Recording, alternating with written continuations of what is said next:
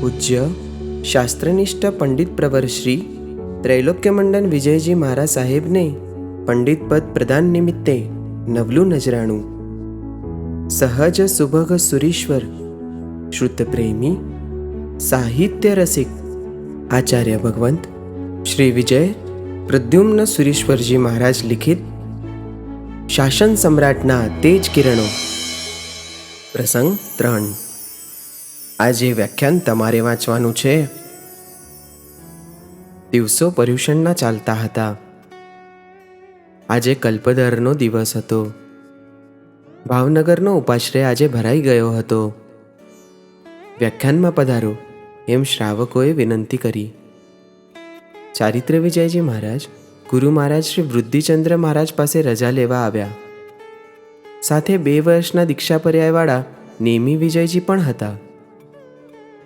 વૃદ્ધિચંદ્ર મહારાજે નેમી વિજયજીના સામે જોયું ને કહ્યું, કપડો આવો કેમ પહેર્યો છે? આ મારો કપડો પહેરી લે. ચારિત્ર વિજયજી મહારાજ પાટ ઉપર બિરાજમાન થયા. બાજુમાં જ નેમી વિજયજીને બેસવા કહ્યું. તેમને અચરજ થયું. થોડી વાર વ્યાખ્યાન વાંચીને ચારિત્ર વિજયજી મહારાજે પચકાણ આપવા ઘોષણા કરી. આજે પહેલા કેમ પચકાણ આપ્યા એમ નેમી વિજયજીએ પૂછ્યું. પર્યુષણમાં તપસ્યાવાળા હોય તે તેમને પાણી વાપરવું હોય તેથી. પણ વળતી પડે નેમી વિજયજીને હાથમાં પાના સોંપતા ચારિત્ર વિજયજી બોલ્યા, આજે વ્યાખ્યાન તમારે વાંચવાનું છે. આટલું બોલી પુરીમ ચરિમાણ કપ્પો કહીને પાટ ઉપરથી નીચે ઉતરી ગયા.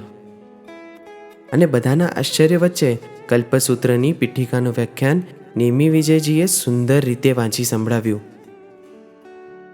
સભા આનંદ વિભોર બની ગઈ. મોરના ઈંડાને ચિતરવા ના પડે તે આનું નામ. નમો નમઃ શ્રી ગુરુ નેમી સુરયે.